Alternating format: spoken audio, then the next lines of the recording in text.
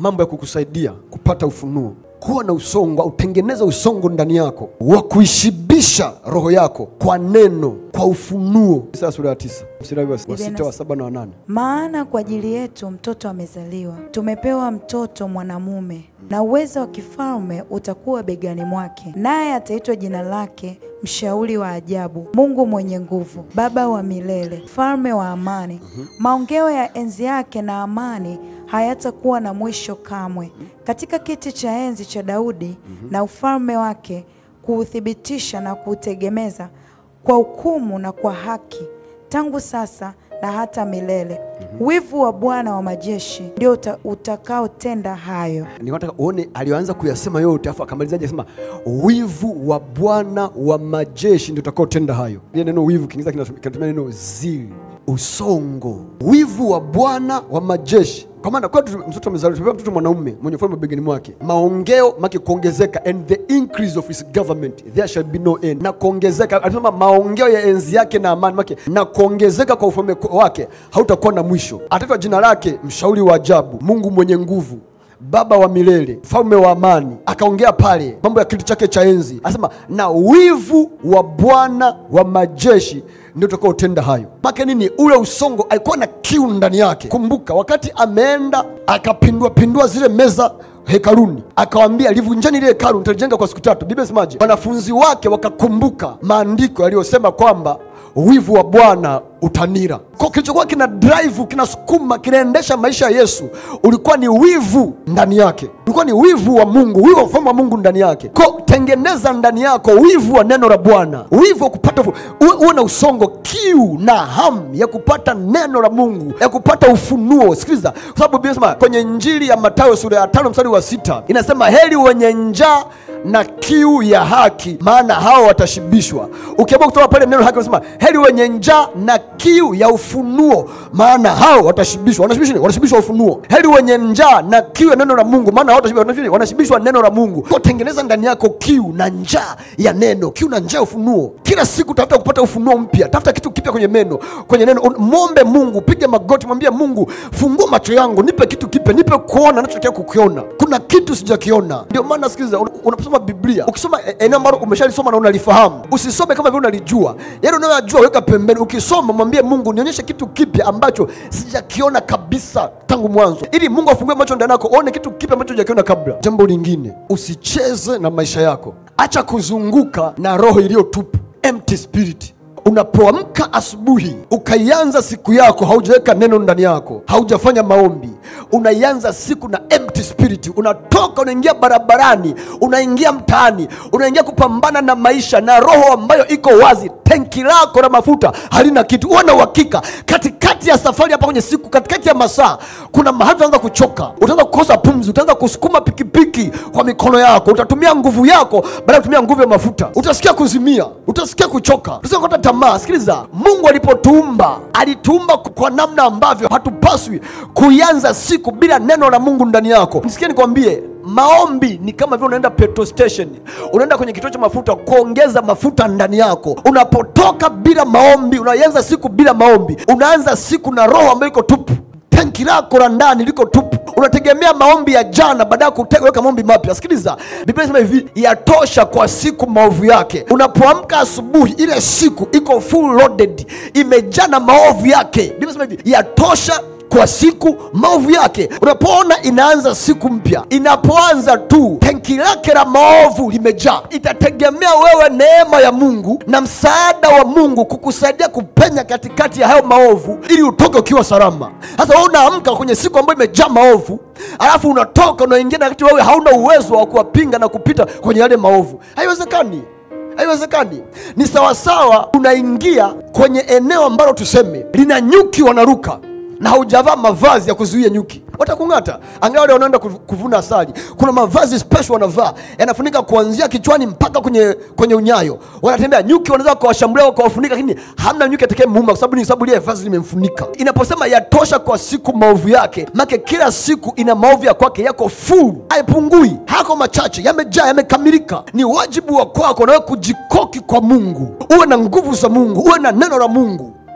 uwe na ushindi ambao utakusaidia kushinda kwa hiyo siku. Maombi ya jana ni kwa ajili ya jana, maombi ya juzi ni kwa ajili ya juzi. Leo unahitaji maombi mapya, leo unahitaji neno jipya. Neno ulilopata jana, sikia, ufunuo unaokusaidia jana hata kusaidia leo. Ndio maana unapokaa mbali na neno, ghafla unaweza kupata struggles mbalimbali, kwa sababu ufunuo wa jana ni wa jana, ufunuo wa leo ni wa leo. Ndio maana kila itopo leo unahitaji ufunuo mpya, kama vile ambavyo kila itopo leo. Ndio maana sikiza, hauwezi ukala jana useme kwamba nitaishi kwa chakula cha jana. No. Ndio maana jana ulikula ukashiba, leo utasikia njaa, utataka kula tena, unless wewe umefunga. Lakini kama hujafunga utasikia njaa, utahitaji chakula ule tena kwa upya. Hautategemea chakula cha jana, hautategemea chakula cha juzi. Wakristo wengi tunategemea neno la jana, tunategemea neno la juzi, wakati itakiwa kila itwapo leo tupate neno fresh kwa ajili ya leo. Ndio maana Yesu akamwambia mtu hataishi kwa mkate tu, bali kwa kila neno kutoka katika kinywa cha Mungu. Akitegemea kwamba lazima upate neno la kila siku.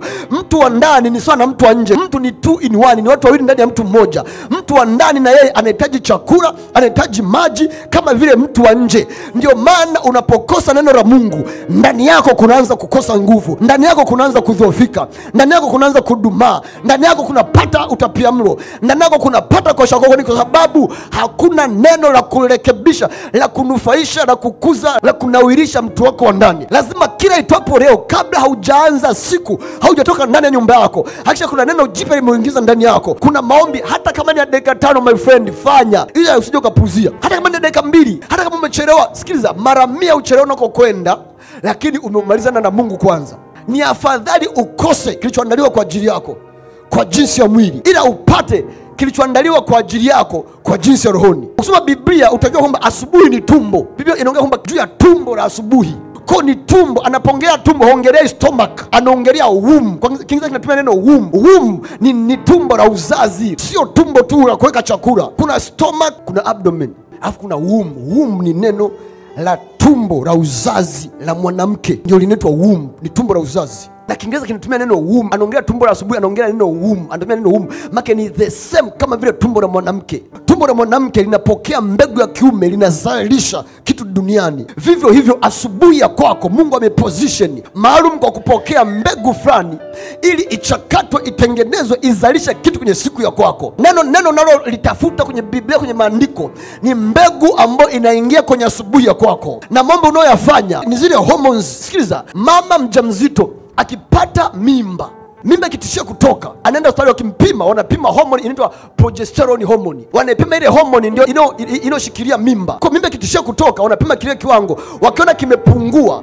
wanaanza kumpa dawa na kuchoma sindano za progesterone hormone, ili kuweka ile hormone ndani ya mwili wake, imsaidie kubeba yule mtoto tumboni kwa muda miezi 9, ili isije katoka. Sasa angalia, neno la Mungu ni mbegu. Linapoingia ndani ya asubuhi ya kwako, linahitaji maombi kama hormones za kulishikilia ile mbegu ya neno la Mungu, ili likae ndani ya siku ya kwako, lisidondoke, lisipotee, mpaka lizalishe kitu kwenye maisha yako. Kwa kuna mambo ambayo kwenye siku za maisha yetu, kwenye siku za kwetu havizaliwi. Si kwa sababu Mungu anataka vizaliwe, ni kwa sababu kwanza ile mbegu haikuingia ndani. Na hata ikiingia ndani, hatujaomba, tumesoma neno fasta, tumeondoka, mbegu imekuja, ila hormones za kushikilia ile mimba ndani ya ile siku ili iweze kuzaliwa haipo. Kwa kama haipo, inatokea miscarriage, inaachiliwa, inakuwa aborted, inatoka. Ikitoka si kwa sababu havizaliwa, ni kwa sababu maombi hakuna. Ndio maana mahali popote pale, hata kama ni unabii umetamkiwa juu yako, usipoomba juu ya unabii utimii. Ndio maana hata Mungu mwenyewe alipotoa nabii nyingi juu ya ujio wa Yesu, alijua, akaenda kumtafuta Simeoni na Ana, akawapa mzigo. Waliomba zaidi ya miaka 40,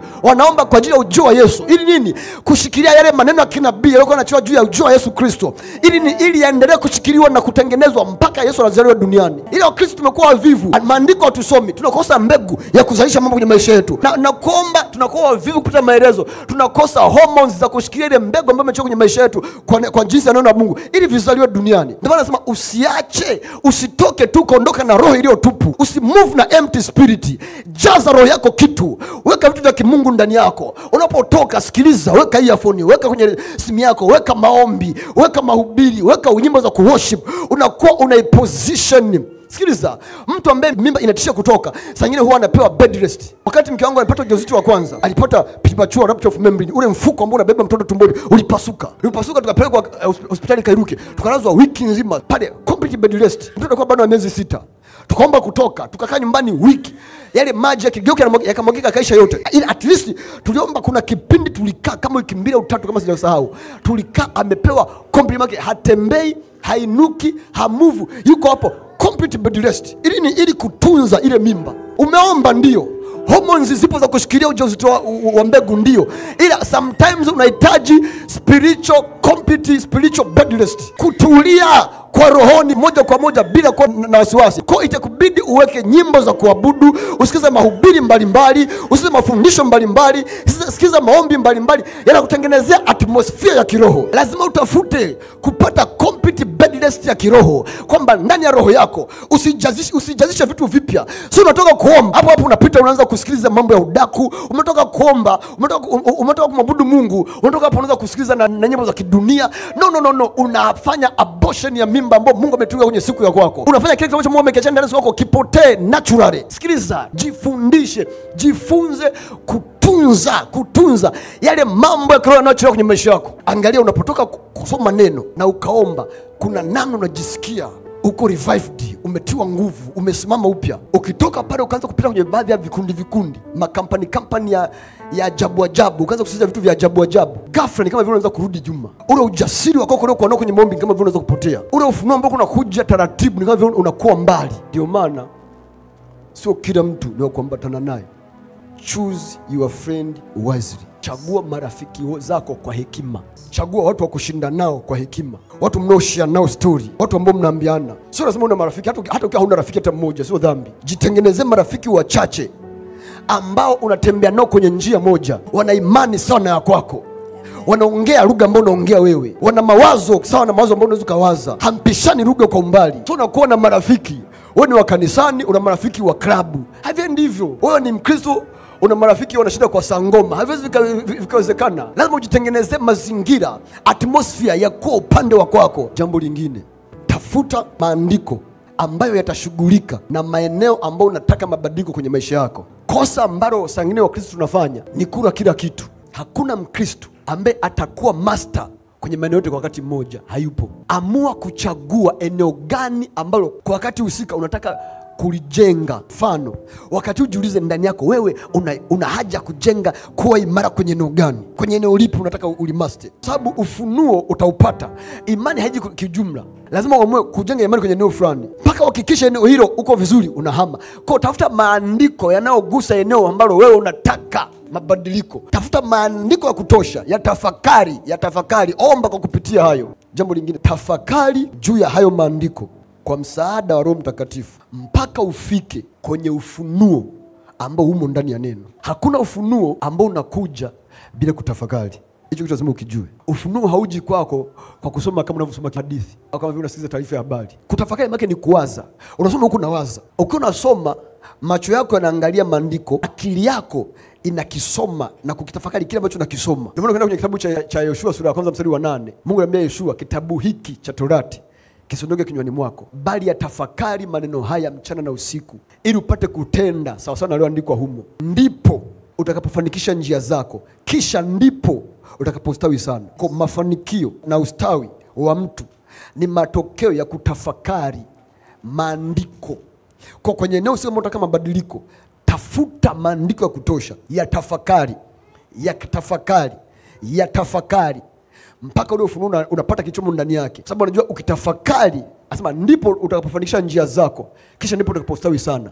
Ukifuatia point nimezoongea tangu mwanzo, utaona kabisa kwamba kutafakari hayo maandiko ndiko kunapokupa ufunuo. Huo ufunuo ndio unakupa kufanikiwa njia zako na kustawisha njia zako. Kutafakari na kutafakari. Kutafakari maana ni kuwaza. Yaani unajua neno tafakari unasema ni kitu kikubwa. Sio kigumu. Simple ni kuwaza, yani waza, kiwaze. Nikisema tafakari neno la Mungu maana liwaze. Ifanya akili yako inakuwa inawaza. Wakati unajifunza unaanza kujizoesha, inakuwa ngumu kwako. Unawaza kidogo, ghafla unajuta akili yako imehama, ikihama irudishe. Na saa nyingine amua liongee, tembea kwa kuliongea mpaka upate kitu kilichomo ndani yake. Unapozidi kuliwaza kuna kitu kinaingia. tafuta vitabu, tafuta mahubiri. Sikia nikwambie, usije ukajidanganya kusoma kitu mara moja ukadhani umekielewa. Usije ukasema kwamba hii bada nishasikiliza. Ndugu yangu, usije ukajidanganya. Hapo ukinisikiliza kuna vitu vichache tuondoka navyo. Ila ukirudia na kurudia, kila unaporudia, usirudie kwa sababu kwamba nishasikia. Rudia kama vile unatafuta kitu kipya ambacho hujakisikia mwanzo. Utapata sentensi ile ile, neno lile nililoliongea mwanzo, lakini ndani yako itaifunuliwa kwa staili nyingine. Ndio maana Biblia tunasoma kila wakati. Hatusome tukasema kwamba hiki kitabu cha Mathayo nishasomaga mara nyingi, kitabu cha Mathayo nakiacha sumi. No. Unakisoma na kila unaposoma unapata kitu kipya. Kwa sababu Mungu ni mpya kila siku. Ndio maana unaweza kushangaa, naweza nikachukua andiko nikalifundisha hapa na tukachukua watumishi hata 10. Kila mtu alifundisha, kila mtu akafundisha kwa staili ya kwake. Kutoka kwenye andiko hilo na kila mtu akaja na ufunuo ambao ni practical kabisa with the evidences. Ni kwa sababu Mungu ni mpya, neno lake halichuji. Kosa ambalo unaweza kulifanya maishani mwako ni kudhani kwamba hili nishalisikiliza, hiki nishakisoma. Ndio maana tunanunua vitabu, unasoma, naweza nikisoma kitabu hata mara 10. Na kila nikisoma napata kitu kipya. Ndio maana tuna download masomo tunayahifadhi ya watu. Unasikiliza na kusikiliza. Kila ukisikiliza ndani yako kuna kitu kipya kinajengeka. Kosa utakaolifanya ni kama hausikilizi na kusikiliza, husomi na kusoma. That is the biggest mistake. Hilo ni kosa kubwa sana. Kubwa sana. Usije ukalifanya. Jitahidi kusikiliza tena na tena. Mfano mimi mwenyewe, mimi sio nahubiri, lakini kati ya watu ambao wanasikiliza mahubiri hili kanisa, hamna anayeshinda. Mimi clip naweza nikisikiliza hata mara 10 kwa siku. Na kila nikisikiliza, japo mimi ndio nimehubiri, ila kila nikisikiliza nakuwa natafuta kitu kingine katika lile neno, upana wake ukoje. Saa nyingine huwa nikisikiliza natamani kama vile nije nifundishe upya tena, sababu naweza nikapata kitu kwa upana mwingine mpana zaidi. Ila sasa nasema nishatoka huko, nikirudi kwenye ile point sitafika ninapoenda. Ila naamua kubaki na pale pale, na mimi binafsi naamua kubaki na nufaika kwa upana mkubwa zaidi. Ningeweza kusema kwamba mimi ndio nimefundisha, mimi ndio nimehubiri, mimi ndio nimeandika notes, mimi ndio nimeandaa, najua yote niliyoyaongea. No. Saa nyingine nasema hivi mimi ndio niliongea hiki. Na ndio maana nikiwa naongea huko nasoma, nikirudi kusoma hapa naangalia point inayofuata ni ipi, ili nipate tu ule mlolongo kamili. Sikwambii niliyoandika. Nikisimama naongea, wadhani kwa nini? Biblia imesemaje? Mtakapopelekwa pale, msije mkawaza wala kutafakari mtakayoyasema, kwa sababu Roho mwenyewe atasema ndani yenu. Kama mtumishi wa Mungu kuna namna ya kujiposition na kumruhusu Roho Mtakatifu achukue nafasi. Wewe baki unatumika tu kama kipaza sauti, yeye aongee anachotaka. Ndio maana sisomi. Sio siwezi kusoma, sipendi, sababu nikisema nasoma nitaandika ya kwangu. Nitasoma yale ambayo nimeandika mimi. Japo mengine Mungu ameyasema. Ndio maana kila nilichokiandika ambacho najua hiki Mungu amenipa nikiandike na kisema. Na vingine ndio ambavyo sijaviandika, kwa narudi kusikiliza. Omba sana mara kwa mara, na ukiweza omba katika Roho Mtakatifu.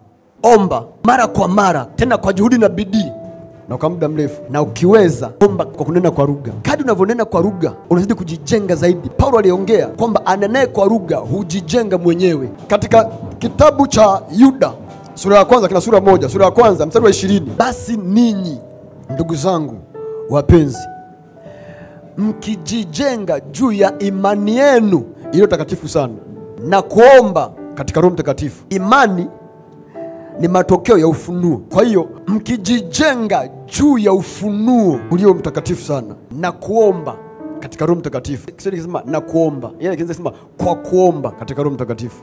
Iko hivi, unajijengaje juu ya ufunuo? Basi ninyi ndugu zangu wapenzi, mkijijenga juu ya imani yenu iliyo takatifu sana na kuomba katika Roho Mtakatifu. Kwenye mchakato wa umeng'enywaji, chakula kinapomeng'enywa kina hatua 5. Tunasema kuna ingestion, digestion, absorption, assimilation. Stage 4. Kuna kuweka mdomoni, kuingiza ndani. Kinachakatwa, kinasagwa, ni digestion. Alafu kinafyonzwa kutoka kwenye utumbo kuingia kwenye mishipa ya damu, hiyo ni absorption. Alafu kinatoka kwenye mishipa ya damu kinaingizwa kwenye seli za mwili na tissues, nyama za mwili, hiyo ni assimilation. Unakula karanga, unakula maharage, yana protein, ila hauioni kwa macho. Ila zile karanga na maharage yamebeba protein. Ukianza kutafuna, zikifika tumboni inasagwa kile chakula, karanga na maharage zikisagwa zinafyonzwa zile protini. Sasa ndio absorption, zinapelekwa kwenye damu. Makapi unapeleka chooni. Ile protini inazungushwa na damu kwenye tissue na seli, inaingia assimilation. Assimilation nayo inapeleka kwenye tissue na seli, inatoa kwenye damu, inapeleka kwenye nyama za mwili na seli za mwili. Kwanza kinachomeng'enya chakula, kuna kitu kinaitwa enzymes, ndio kinameng'enya chakula. Kwa lazima uwe na chakula, halafu uwe na enzymes, halafu awepo na mtu mwenye ule mfumo wa digestive system hii. Kwa huku sasa una neno. Nimekwambia mara kwa mara, Mtu ni wawili ndani ya mtu mmoja. Kwa chochote ambacho unakiona kwa mtu wa nje, kwa mtu wa ndani yumo. Ngoja nikupe evidence. Ukisoma kwenye kitabu cha Luka sura 16 mstari wa 19 mpaka 31, Yesu anatoa mfano wa tajiri na Lazaro. Akasema tajiri alikufa akazikwa, Lazaro akafa akazikwa. Tajiri alipokuwa kule kuzimu katika mateso, aliinua macho yake kwa mbali, akamwona Ibrahimu na Lazaro kifuani mwake. Akaambia, baba yangu Ibrahimu, mtume Lazaro achove kidole katika maji, andonisha ngadu tone moja kwenye ulimi wangu, naungua moto anipoze. Na Ibrahimu akasikia, akamjibu akamwambia, ndugu yangu, katikati na sisi kuna shimo kubwa, haturuhusi kuja huko. Akaambia, basi mtume Lazaro, kule duniani kuna ndugu zangu kadhaa wana maisha nilio naishi mimi, wasije wakafa wakaja huku. Wakajibizana pale. Alisema alipokuwa kuzimu katika mateso, kuzimu kule zinaenda roho. Anasema aliinua macho kwa mbali, make roho iko na macho. Akamwona Ibrahimu na Lazaro kifuani mwa Ibrahimu, kwa roho ina kifua. Alimwona Lazaro na Ibrahimu kwenye kifua cha Ibrahimu, kwa roho ya Ibrahimu iko na kifua na Lazaro ameegemea kwenye kifua cha Ibrahimu. Akamwambia mtume Lazaro, maki ana miguu, asingetumwa kama ana miguu, achove kidole, maki ana kidole, andondeshe kwenye ulimi, maki ana ulimi, na wana masikio, ndio maana Ibrahimu alisikia na akamjibu. Wana macho, ndio maana walionana, na kama ana mdomo na ana ulimi, maki ana mfumo wa umeng'aji wa chakula. Sikia, Paulo anasema ijapokuwa utu wetu wa nje unachakaa, lakini utu wetu wa ndani unafanywa upya siku baada ya siku. Nenda kwenye Kiingereza, lile neno utu inasema inner man na outer man. Tafsiri kwa Kiswahili inasemaje? Ijapokuwa mtu wetu wa nje anachakaa, lakini mtu wetu sio utu, mtu wetu wa ndani anafanya upya siku baada ya siku. Anaongea swala la inner man na outer man. Kwa kuna mtu wa nje na mtu wa ndani. Kwa kama mtu wa nje ana mfumo wa mmeng'enyaji, wewe na uhakika kuna mtu wa ndani Mungu ameweka mfumo wa mmeng'enyaji wa chakula. Kwa hapa kuna chakula, hapa kuna enzymes zinazomeng'enya chakula ili kutoa nini? Kutoa zile nutrients, kutoa protini, carbohydrate na vitu vingine. Hapa kuna mtu kama mtu ambaye sasa ndiye ana ule mfumo wa chakula. Katika mtu wa ndani hapa kuna neno la Mungu. Sasa sana Mathayo sura 4, mtu hataishi kwa mkate bali kwa kila neno linalotoka katika kinywa cha Mungu. Hapa kuna mtu wa ndani.